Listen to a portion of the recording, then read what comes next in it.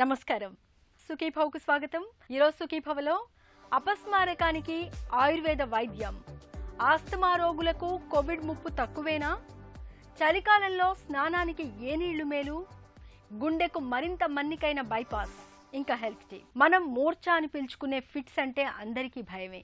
వ్యాధిగా అది ప్రాణాంతకం కాకపోయినా ప్రమాదానికి గురి చేసే పరిస్థితులకు దారితీస్తుంది.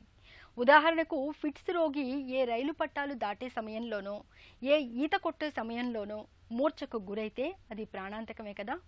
మూర్ఛలు రావడానికి మన మెదడులో విద్యుత్ ప్రసారంలో అంతరాయం కలగడమే కారణమని చెప్తారు డాక్టర్లు. ఇందుకు అనువంశికత దగ్గర నుంచి పక్షవాతం వరకు, తలకు దెబ్బలు తగలడం, మెదడులో కణితులు, ఇన్ఫెక్షన్ల వరకు ఎన్నో అంశాలు కారణాలుగా ఉంటాయి.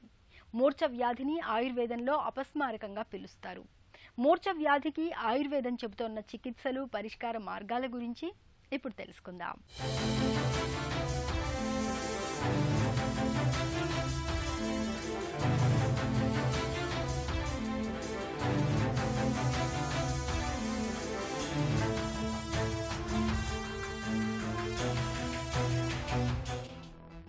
మూర్ఛ వ్యాధి అనేది నాడీ వ్యవస్థపై ప్రభావం చూపే నరాలకు సంబంధించిన పరిస్థితి. మూర్ఛ వ్యాధినే ఫిట్స్ అని, ఆయుర్వేదంలో అయితే అపస్మారమని కూడా అంటారు. కనీసం 2 సార్లు మూర్ఛలు ఒక వ్యక్తికి వచ్చిన తర్వాత సాధారణంగా రోగ నిర్ధారణ పరీక్షలు చేస్తుంటారు. మూర్ఛ వ్యాధి అనేది మెదడుకు ఏర్పడిన ఒక గాయంగా చెప్పవచ్చు. కానీ చాలాసార్లు మూర్ఛ వ్యాధికి కారణమేమిటో తెలియదు. మూర్ఛ వ్యాధి ఏ తరహావి అన్నది లేదా అవి ఎంత తీవ్రమైనవి అని ఇతమితంగా చెప్పటం కష్టం. ఒక వ్యక్తిలో మూర్ఛ వ్యాధి ఏ వయసులోనైనా రావచ్చు. మన దేశంలో దాదాపు 10 మిలియన్ల ప్రజలకు ఈ వ్యాధి ఉంది. దీని అర్థం ప్రతి 1000 మందిలో 10 మందికి మూర్ఛ వ్యాధి ఉందన్నమాట. అపస్మారము లేదా మూర్ఛ లేదా ఎపిలెప్సీ అని అంటూ ఉంటాం. ఈ అపస్మారము అనే ఒక జబ్బు సహజంగా ఎవరిలోనైనా కలగవచ్చు, కానీ ఇది పురుషుల్లో చాలా ఎక్కువగా కలుగుతూ ఉంటుంది. మరీ ముఖ్యంగా మన దేశంలో ఈ అపస్మారం యొక్క శాతం చాలా ఎక్కువగా ఉంది. ఇతర దేశాల్లో కంటే మన దేశంలో అపస్మార రోగులు చాలా అధిక సంఖ్యలో ఉంటున్నారు. నిజానికి ఆయుర్వేదంలో అపస్మారాన్ని లేదా ఎపిలెప్సీ జబ్బుని చాలా కాలం క్రితమే వివరించడం జరిగింది. దీని గురించి ఇది శరీరంలో ఉన్న ఈ ఆయుర్వేదం అనుకున్నట్టుగా 3 దోషాల ప్రకారం, అంటే వాత పిత్త కఫాలనే 3 దోషాలు శరీరంలోని అన్ని క్రియలని అవి నిర్వహిస్తూ ఉంటాయి. కాబట్టి ఈ త్రిదోషాల యొక్క సమతుల్యాన్నే ఆయుర్వేదం ఆరోగ్యం అంటూ ఉంటుంది. ఈ 3 దోషాల్లో ఏదో ఒక దోషం వల్ల ఈ హృదయంలో ఉన్న మన స్రోతస్సు లేదా జ్ఞాన స్రోతస్సు లేదా మన మెదడు లేదా మనస్సు ఇది ఆవరించబడి వెంటనే ఈ అపస్మారం అనేది రావచ్చు అని చెబుతుంది. అంటే వాతం చేత కానీ, పిత్తం చేత కానీ, కఫం చేత కానీ, లేదా ఒక్కొక్కసారి 3 దోషాలు కూడా ఆవరించినప్పుడు జ్ఞానవాహ స్రోతస్సుని మనకు అపస్మారం అనేది రావచ్చు. అపస్మారం అనగానే విననది విన్నట్టుగా లేదా తల తిరుగుతున్నట్టుగా భ్రమ ఇవన్నీ కూడా కలుగుతూ ఉంటాయి. కాబట్టి మనస్సు ఆ స్మరణ అనేది తప్పుగా ఉంటుంది కాబట్టి దాన్ని అపస్మారం అని అన్నారు. ఈ అపస్మారం జరిగినప్పుడు కొన్ని క్షణాల పాటు మనిషి తన శక్తిని కోల్పోతాడు. స్వయంగా నిలబడే శక్తిని కోల్పోయి అతను ఆ స్పృహని కోల్పోయి కింద పడిపోవడం జరుగుతుంది. ఆ కాసేపు చేతులు కాళ్ళు కొట్టుకోవడం జరుగుతూ ఉంటుంది. చాలామంది ఇటువంటి రోగులను ఎక్కడైనా చూసి వెంటనే వాళ్ళ చేతిలో తాళం చెవులు పెట్టాలని, ఈ విధంగా నోట్లోంచి నొరగ కూడా రావచ్చు. ఈ విధంగా జరుగుతూ ఉంటుంది. ఈ జబ్బులో జరిగే లక్షణాలను బట్టి అది వాతం చేత కలిగిందా, పిత్తం చేత కలిగిందా, కఫం చేత కలిగిందా అని ఆయుర్వేద వైద్యులు ఆ లక్షణాలను బట్టి దానికి సరైన చికిత్స ఆ రోజుల్లో అందించేవాళ్ళు. కానీ ఆధునిక వైద్యంలో కూడా దీన్ని ఎపిలెప్సీని చాలా లోతుగా పరిశోధన చేశారు. ఈ గ్రాండ్ మాల్ ఎపిలెప్సీ అని, పెటిట్ మాల్ ఎపిలెప్సీ అని, అంటే 15 సెకండ్ల కన్నా ఎక్కువసేపు ఆ రోగి జబ్బుతో ఇబ్బంది పడితే ఆ ఎపిసోడ్ వచ్చినప్పుడు ఆ సమయంలో ఒక 15 సెకండ్ల కన్నా ఎక్కువసేపు కింద పడిపోయి కాళ్ళు చేతులు కొట్టుకుంటున్న సందర్భంలో దాన్ని గ్రాండ్ మాల్ ఎపిలెప్సీ అని, లేదా పెటిట్ మాల్ అంటే 15 సెకండ్ల కన్నా తక్కువ సమయంలో రోగి బాధపడినప్పుడు దాన్ని పెటిట్ మాల్ ఎపిలెప్సీ అని ఆధునిక వైద్యులు దాన్ని మెదడును చల్లబరిచే ఔషధాలు కొన్ని ఇస్తూ ఉంటారు. ఆయుర్వేదంలో ఈ జబ్బును చాలా చక్కగా బాగా మనం నివారించి లేదా చికిత్సించే అంశాలు మనకు ఆయుర్వేదంలో చాలా ఉన్నాయి. విపరీతమైన జ్వరం, పుట్టుకతో వచ్చే లోపాల వల్ల మూర్ఛ వ్యాధి రావచ్చు. మెదడులో లోపాలు లేదా మెదడులో కణితులు, ఇన్ఫెక్షన్లు, వేడి నీళ్లతో తలంటుకోవటం, కొన్ని రకాల మందుల దుష్ప్రభావం వల్ల ఫిట్స్ వ్యాధి వచ్చే అవకాశాలు ఉన్నాయి. అతిగా మద్యపానం, నిద్ర లేకపోవటం, ఆకలితో ఎక్కువగా ఉండటం, విపరీతమైన ఒత్తిడిలో ఉండటం వల్ల కూడా మూర్ఛలు రావచ్చు. మూర్ఛను ఆపే ప్రయత్నం చేయరాదు. మూర్ఛ వచ్చిన సమయంలో బలవంతంగా నోట్లోకి ఏమీ పెట్టరాదు. తగినంత గాలి ఆడే విధంగా చూడాలి. వాంతిని మింగకుండా ఉండేందుకు పక్కకు తిప్పాలి. వీలైనంత త్వరగా డాక్టర్ను సంప్రదించాలి. ఆయుర్వేదంలో దీన్ని వ్యాధిని బట్టి, అంటే వ్యాధికారక దోషాన్ని బట్టి చికిత్స ఇస్తారు. కొన్నిసార్లు వమనం చేయించాల్సి వస్తుంది, వాంతి చేయించాల్సి వస్తుంది, కొన్నిసార్లు విరేచనం చేయించాల్సి వస్తుంది, లేదా కొన్నిసార్లు వస్తి అంటే గుదమార్గం ద్వారా ఔషధాన్ని ఎక్కించే అవసరం కూడా వస్తుంది. అంటే దోషాన్ని బట్టి చికిత్స ఇవ్వచ్చు. కానీ కొన్ని ఔషధాలు ఎవరైనా కూడా ఈ ఎపిలెప్సీ వచ్చినప్పుడు వాడటానికి అనుకూలంగా ఆయుర్వేదంలో చాలా వాటిని వర్ణించడం జరిగింది. పంచగవ్య ఘృతము అంటే ఈ గో పాల నుంచి తీసిన అంశాలు ఇవన్నీ కూడా, పాలు, తర్వాత నెయ్యి, ఇవన్నీ వీటితో చేసిన పంచగవ్య ఘృతాన్ని అపస్మారంలో చాలా చక్కటి ఔషధంగా చెప్పడం జరిగింది. వీటితో పాటుగా సారస్వత చూర్ణం అనే ఒక చూర్ణాన్ని కూడా చెప్పడం జరిగింది.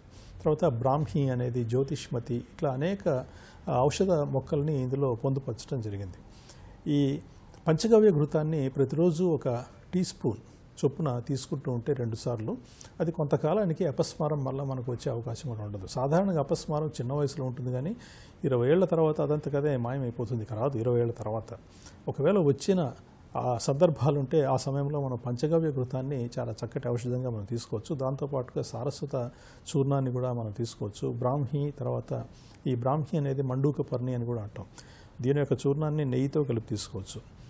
ఈ అపస్మార రోగులు సాధారణంగా వీళ్ళు ఈ మద్యం కానీ లేదా స్మోకింగ్ కానీ వీటికి చాలా దూరంగా ఉండాలి. కాఫీ కూడా వీళ్ళు తీసుకోకూడదు. కానీ ఈ అపస్మార రోగులు పిండి పదార్థాలు తగ్గించాలి బాగా. అంటే పిండి పదార్థాలు అంటే కార్బోహైడ్రేట్స్ చాలా ఎక్కువగా ఉన్న చక్కెర, తర్వాత మధుర పదార్థాలు, స్వీట్స్, ఇవన్నీ కూడా బాగా తగ్గించి వీళ్ళు నెయ్యి నూనె బాగా వాడవచ్చు. నెయ్యి నూనె వాడితే ఇది మెదడుకు చాలా మంచిదని ఆయుర్వేదం చెబుతుంది. కాబట్టి ఈ నేతితో చేసిన వంటకాలు కానీ లేదా నూనెతో చేసిన వంటకాలు కానీ తరచూ తీసుకొని పిండి పదార్థాలను తగ్గిస్తే ఈ అపస్మారం ఖచ్చితంగా తగ్గుముఖం పడుతుంది. దాంతోపాటుగా ఈ రుద్రాక్ష అని మీరు విని ఉంటారు. రుద్రాక్షల్ని మామూలుగా మెడలో ధరిస్తూ ఉంటారు. రుద్రాక్ష చూర్ణాన్ని పాలతో కలిపి ఉడికించి దాన్ని తీసుకోవటం వల్ల కూడా అపస్మారం బాగా తగ్గుతుంది. దాంతోపాటుగా ఈ ఆవ నూనెని మేకపాలు తీసుకుని, అంటే మేకపాలు ఒక 100 మిల్లీలీటర్లు తీసుకుంటే అందులో ఆవ నూనె కొంత వేసి మరిగించాలి బాగా. అంటే 4 రెట్లు మేకపాలు తీసుకొని అందులో 4వ భాగం ఆవ నూనెని ఉడికించి బాగా శరీరానికి మర్దన చేసుకొని కొంతసేపు ఆగి గోరువెచ్చటి నీళ్ళతో స్నానం చేయటం, తర్వాత మానసికంగా ప్రశాంతంగా ఉండటం, తర్వాత రాత్రి ఎక్కువసేపు నిద్ర మేల్కోవటం వల్ల కూడా అపస్మారం చాలా ప్రమాదకరంగా తయారవుతుంది. కాబట్టి రాత్రి వేళకు భుజించడం, వేళకు పడుకోవడం, ఈ జాగ్రత్తలు తీసుకుంటే అపస్మారం అనేది ఇప్పటికీ తర్వాత ముందు జీవితంలో మనల్ని పెద్దగా బాధించదు. తర్వాత వీళ్ళు ముఖ్యంగా తీసుకోవాల్సిన జాగ్రత్తలు ఏంటంటే, వీళ్ళు వాహనాలు నడపడం అనేది మంచిది కాదు. ఎందుకంటే ఏ క్షణంలో ఎప్పుడు ఇది అటాక్ మనకు వస్తుందో తెలియదు. కాబట్టి వీళ్ళు దీని డ్రైవింగ్కి చాలా దూరంగా ఉండాలి. వీళ్ళు ప్రధానంగా ఈ పిండి పదార్థాలని, అంటే కార్బోహైడ్రేట్స్ని తగ్గించి నూనె, నెయ్యిని ఎక్కువగా వాడుకోవాలి. నూనె, నెయ్యి ఎక్కువ వాడుకుంటే ఇది ప్రమాదం కదా అనే సందేహం రావచ్చు, కానీ ఇది వీళ్ళకి అపస్మారంలో ఇది మంచిదే. ఇది నూనె, నెయ్యి మరీ ఎక్కువగా అంటే తగు మోతాదులోనే వాడుకోవాలి. మూర్ఛవ్యాధి లేదా అపస్మారకం అన్నది మెదడులో తలెత్తే సమస్య వల్ల వచ్చి పడుతుంది. ఫిట్స్ ఏమీ అంటువ్యాధి కాదు. దానివల్ల తెలివితేటలు తగ్గిపోవటం, ప్రాణాపాయం లాంటివేమీ ఉండవు. మూర్ఛవ్యాధి రాకుండా ఉండాలంటే నిద్ర బాగుండాలి, నిత్యం వ్యాయామం చేయాలి, ఒత్తిళ్లు లేకుండా చూసుకోవాలి. మొత్తంగా జీవనశైలి సరిగా ఉండేలా చూసుకోవాలి. మూర్ఛ వ్యాధి నిజానికి ప్రమాదకరమైన జబ్బేం కాదు. డాక్టర్ సలహాతో మందులు వాడుతూ ఆహార విహారాల్లో ప్రత్యేక జాగ్రత్తలు తీసుకోవడం ద్వారా మూర్ఛల్ని సులభంగానే నియంత్రించుకోవచ్చు. కొన్ని సందర్భాల్లో పూర్తిగా నయం చేసుకోవచ్చు. హెల్త్ న్యూస్ మీకోసం శాస్త్రవేత్తలు తెలిపారు. అయితే దీనిపై మరింత పరిశోధనలు జరగాల్సిన అవసరం ఉందని అభిప్రాయపడ్డారు. ముఖ్యంగా ఆస్తమా రోగులు వాడే ఇన్హేలర్లు కూడా వైరస్ ప్రభావాన్ని తగ్గించడం లేదా వైరస్ బారిన పడకుండా కాపాడుతున్నట్లు పరిశోధకులు అంచనా వేస్తున్నారు. ఇదిలా ఉంటే అక్టోబర్ నెలలోనూ అమెరికాలో జరిగిన మరో పరిశోధన ఇలాంటి ఫలితాన్నే ప్రకటించింది. ఆస్తమా లేని కరోనా రోగులతో పోలిస్తే ఆస్తమా ఉన్న వారిలో వైరస్ తీవ్రత తక్కువగా ఉన్నట్లు వెల్లడించింది. వీరికి ఆసుపత్రికి తరలించి అత్యవసర చికిత్స అందించే అవసరం కూడా రాలేదని పేర్కొంది. అంతేకాకుండా కరోనా వల్ల చనిపోయే ప్రమాదం కూడా ఆస్తమా రోగుల్లో తక్కువేనని స్పష్టం చేసింది. బోస్టన్ హెల్త్ కేర్ సిస్టమ్కు చెందిన పరిశోధకులు ఆస్తమా రోగులపై జరిపిన పరిశోధనల్లో ఇది వెల్లడైంది. శీతాకాలంలో వణికించే చలిని తట్టుకోవడానికి మనలో చాలా మంది బాగా మసిలే నీళ్లతో స్నానం చేస్తూ ఉంటారు. ఇంట్లో చిన్న పెద్ద అందరూ వేడి నీళ్ల స్నానానికే ఓటేస్తూ ఉంటారు. అయితే నిజానికి ఏ కాలంలో అయినా మన ఒంటి ఆరోగ్యానికి చన్నీళ్ల స్నానమే మేలని చెప్తారు నిపుణులు. చలికాలంలో మసిలే నీళ్లతో స్నానం చేయడం వల్ల కలిగే నష్టాలేమిటో, చన్నీటి స్నానంతో కలిగే లాభాలేమిటో ఇప్పుడు తెలుసుకుందాం.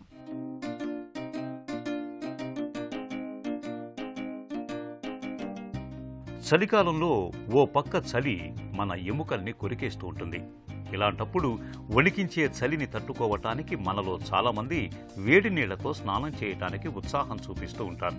కానీ ఇది ఎంతమాత్రం మేలు కాదు అంటున్నారు ఆరోగ్య నిపుణులు. స్నానానికి వేడి నీటి కంటే చన్నీళ్లే మంచిది అంటున్నారు. ఎందుకంటే వేడి నీటితో స్నానం చేయటం వల్ల శరీరం మొత్తం విశ్రాంతి పొందుతుంది. దీంతో నిద్ర మత్తు కమ్ముకొస్తుంది. ఫలితంగా రోజంతా అలసటగా ఉంటుంది.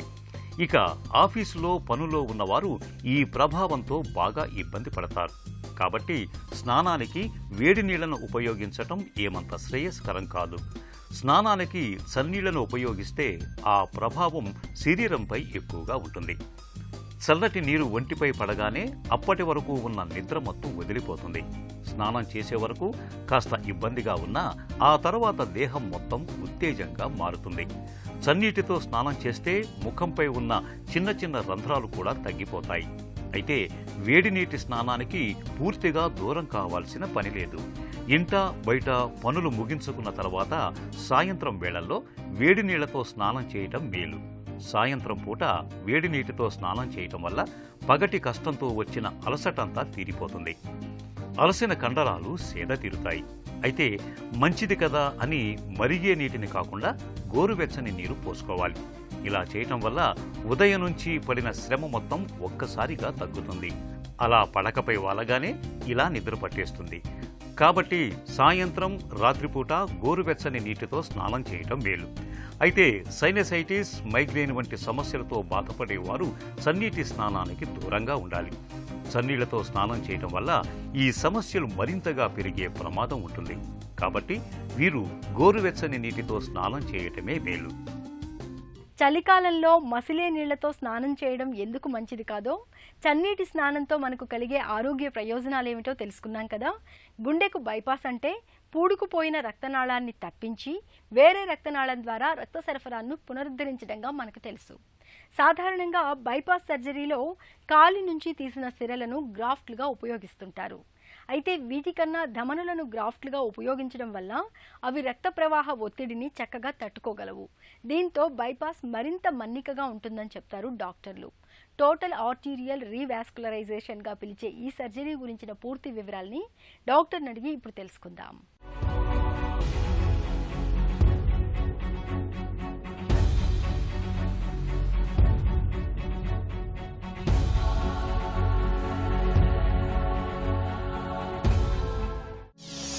సిఏబీజీలో టోటల్ ఆర్టీరియల్ రీవాస్కులరైజేషన్ అంటే ఏంటి? సంప్రదాయ బైపాస్ విధానంతో పోలిస్తే దీని ప్రత్యేకతలేంటి? మనకు బైపాస్ ఆపరేషన్ ఎందుకు చేయాల్సి వస్తుంది అంటే మనకు రక్తనాళాలు అన్నవి 3 రక్తనాళాలు ఉంటాయి. గుండె కండరానికి ఇవి ఆక్సిజనేటెడ్ బ్లడ్ని సప్లై చేయడానికి ఈ రక్తనాళాలు ఉంటాయి. ఈ రక్తనాళాల్లో పూడికలు ఏర్పడేటప్పుడు మనకు స్టెంట్ వేయటం కుదరలేనప్పుడు, లేదంటే స్టెంటింగ్ వల్ల కన్నా బైపాస్ ఆపరేషన్ వల్ల ఎక్కువ ఉపయోగం కలుగుతుంది అని అనిపించినప్పుడు ఏంటంటే ఈ బైపాస్ ఆపరేషన్ చేయడం జరుగుతుంది. దీనిలో టోటల్ ఆర్టీరియల్ రీవాస్కులరైజేషన్ అంటే ఇప్పుడు దీనికి ముందుకు వెళ్ళే ముందు ఏంటంటే మనకు శరీరంలో 2 రకాల రక్తనాళాలు ఉంటాయని మనకు తెలిసిన విషయమే. సిరలో ఉంటాయి, దమనలో ఉంటాయి. కానీ ఇక్కడ జబ్బు అన్నది గుండె కండరానికి సిరలకు కాకుండా దమనలకు వచ్చాయి. సో దమనల్ని మనం దమనలతో తోనే రిప్లేస్ చేయటం వల్ల ఎక్కువ ఉపయోగం ఉంటుంది. ఎందుకంటే ఈ సిరలు అన్నవి కాళ్ళలో నుంచి తీసే సిరలు సాధారణంగా ఏంటంటే అక్కడ ఎక్కువ ప్రెజర్కి అవి అలవాటు పడి ఉండవు. అంటే మన కాళ్ళలో రొటీన్గా 10 నుంచి 12 మిల్లీమీటర్స్ మెర్క్యూరీ ప్రెజర్స్ మాత్రమే ఉంటాయి. బట్ ఆ సిరలను తీసుకొచ్చి మనం గుండె దగ్గర దమనల స్థానంలో పెట్టేటప్పుడు ఏంటంటే మనకు బీపీ 120, 130, 150 దాకా కూడా వచ్చేటప్పుడు వాటి ప్రెజర్ అన్నది ఆ సిరల్లో పెరిగి కొంతకాలానికి ఈ సిరల్లో మళ్ళీ ఒక రకమైన మార్పులు జరిగి దానిలో కూడా మళ్ళీ పూడికలు ఏర్పడే అవకాశాలు ఎక్కువ ఉంటాయి. అదే కాకుండా మనం సిరల్ని కాకుండా దమలను మాత్రం ఉపయోగించడం వల్ల ఏంటంటే దాని ప్రెజర్ను కూడా బాగా తట్టుకుంటాయి. దీని పేటెన్సీ అంటాం, లాంగ్ టర్మ్ పేటెన్సీ అన్నది చాలా ఎక్కువగా ఉంటుంది. కాబట్టి ఈ టోటల్ ఆర్టీరియల్ రీవాస్కులరైజేషన్ వల్ల డెఫినెట్గా పేషెంట్కి లాంగ్ టర్మ్ రిజల్ట్స్ అనేవి చాలా బాగుంటాయండి. అంటే మళ్ళొకసారి ఆపరేషన్కి వెళ్ళటం కానీ మళ్ళొకసారి స్టంటింగ్కి వెళ్ళే అవకాశాలు కానీ ఈ టోటల్ ఆర్టీరియల్ రీవాస్కులరైజేషన్లో చాలా తక్కువగా ఉంటాయని మాత్రం చెప్పొచ్చు. ఆర్టీరియల్ రీవాస్కులరైజేషన్ విధానం ఎలా ఉంటుంది?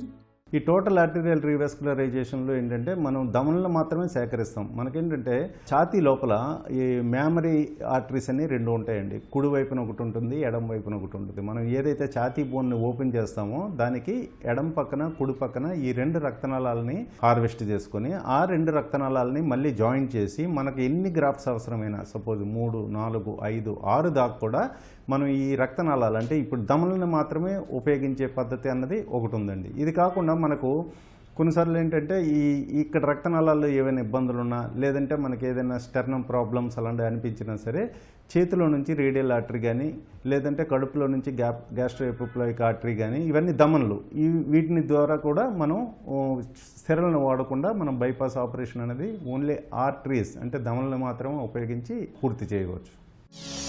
Arterial grafts versus Venus grafts, వీటిలో ఏవి మంచిది? గుండె కండరాలకి ఆర్టీరియల్ గ్రాఫ్ట్స్ మనకి ఎక్కువ ఉపయోగం ఉంటాయండి. ఎందుకంటే సిరల కన్నా ఈ ఆర్టీరియల్ గ్రాఫ్ట్స్ అనేది దీని పేటెన్సీ అంటే లాంగ్ టర్మ్లో మళ్ళీ దీనిలోకి పూడికలు ఏర్పడే అవకాశం చాలా తక్కువగా ఉంటుంది సిరలతో పోల్చుకుంటే. సో ఆర్టీరియల్ గ్రాఫ్ట్స్ అనేవి డెఫినెట్గా ప్రతి ఒక్కరికి బైపాస్ ఆపరేషన్ అవసరమయ్యేటప్పుడు సిరల కన్నా ఆర్టీరియల్ గ్రాఫ్ట్స్ డెఫినెట్గా మంచిగా దీర్ఘకాలం మన్నికలో ఉంటాయని చెప్పొచ్చండి. ఆర్టీరియల్ రీవాస్కులరైజేషన్ విధానం సురక్షితమైనదేనా? కొన్ని ప్రత్యేక పరిస్థితుల్లో తప్పితే చాలా వరకు ఈ ఆర్టీరియల్ రీవాస్కులరైజేషన్ అనేది చాలా సురక్షితం అండి. ఎందుకంటే పర్టికులర్గా ఏంటంటే ఈ మనకు ఎర్లీ ఏజ్లో కానీ ఎవరికైనా బైపాస్ ఆపరేషన్ చేయాల్సి వచ్చినా సపోజ్ ఈ మధ్య అయితే 30-35 సంవత్సరాల్లో కూడా కొంతమందికి బైపాస్ ఆపరేషన్ అవసరమయ్యే పరిస్థితులు ఏర్పడుతున్నాయి. వాళ్ళకి ఏంటంటే next life long term life చాలా మంచిగా ఉంటుందంటే ఈ ఆర్టీరియల్ గ్రాఫ్ట్స్ చేయటమే చాలా వరకు మంచిది. బట్ సురక్షితం అంటే ఎస్ అందరికీ సురక్షితమే. బట్ కొన్ని ప్రత్యేక పరిస్థితులు చాలా తక్కువ మందికి ఉంటాయండి. ఫర్ ఎగ్జాంపుల్ చాలామంది లాంగ్ టర్మ్ స్టెరాయిడ్స్ వాడటం వల్ల ఏంటంటే ఎముక ఈ మనం ఏదైతే బ్రెస్ట్ బోన్ అంటున్నామో ఆ ఎముక అన్నది చాలా వదులుగా ఉంటుంది. అలాంటి సందర్భాల్లో మనం 2 వైపుల నుంచి కూడా ఈ రక్తనాళాలని హార్వెస్ట్ చేసి మనం గుండె మీదకి మార్చడం వల్ల ఈ ఎముకకి రక్త ప్రసరణ తగ్గి కొంతమందికి ఇన్ఫెక్షన్ రావటం ఎముక హీలింగ్లో ప్రాబ్లమ్స్ రావటం అనేది చాలా అరుదుగా జరుగుతుంది. అదే అందరికీ జరుగుతుందని కాదు, అదొకటి. కొంతమందికి ప్రత్యేక పద్ధతుల్లో ఏంటంటే కొన్నిసార్లు పరిస్థితుల్లో ఈ కాళ్ళకి వెళ్ళే రక్తనాళాల బ్లాక్స్ ఎక్కువ ఉండేటప్పుడు లేదంటే అయోర్టాలో కిడ్నీ కన్నా కింద భాగంలో అయోర్టా బ్లాక్స్ ఎక్కువ ఉండేటప్పుడు ఏంటంటే ఈ 2 రక్తనాళాలని మనం హార్వెస్ట్ చేయటం వల్ల కాళ్ళకి రక్త ప్రసరణ కొంచెం మందగించే అవకాశం ఉంటుంది. అలాంటి పరిస్థితులు ఎవరికైనా ఉంటే మనం 2 ఆర్టరీలు కాకుండా ఒక ఆర్టరీని యూజ్ చేసి రేడియల్ ఆర్టరీ కానీ లేదంటే గ్యాస్ట్రోఎపిప్లాయిక్ ఆర్టరీ ద్వారా కూడా మనం ఆపరేషన్ అనేది పూర్తి చేయవచ్చండి. ఆర్టీరియల్ రీవాస్కులరైజేషన్ చేయడానికి సర్జన్కు చాలా నైపుణ్యం ఉండాలంటారు, నిజమేనా? మనకు రొటీన్గా కావాల్సింది ఒక్కొక్క గ్రాఫ్ట్కి 10 నుంచి 15 సెంటీమీటర్లు ఉంటే సరిపోతుంది. బట్ మనకు 2 కాళ్ళకు కూడా మనకు కావాలంటే అప్ టు 1 మీటర్ దాకా కూడా మనం హార్వెస్ట్ చేసుకోవచ్చు. ఎంత షార్ట్గా ఉండే వాళ్ళకైనా సరే మనం 50 సెంటీమీటర్స్ నుంచి 1 మీటర్ దాకా హార్వెస్ట్ చేసుకోవచ్చు. సో మనకు ఇక్కడ లిమిటేషన్ అన్నది లేదు. బట్ ఆర్టీరియల్ గ్రాఫ్ట్స్ ఏంటంటే మనం కొన్నిటిని మాత్రమే తీయగలం. ఇప్పుడు ఫర్ ఎగ్జాంపుల్ అన్ని ఆర్టీరియల్ గ్రాఫ్ట్స్ని మనం ఉన్నాయి కదా అని బాడీలోని తీస్తే వాటికి బాడీకి రక్త ప్రసరణలో ఇస్కిమియా వచ్చే అవకాశం ఉంటుంది.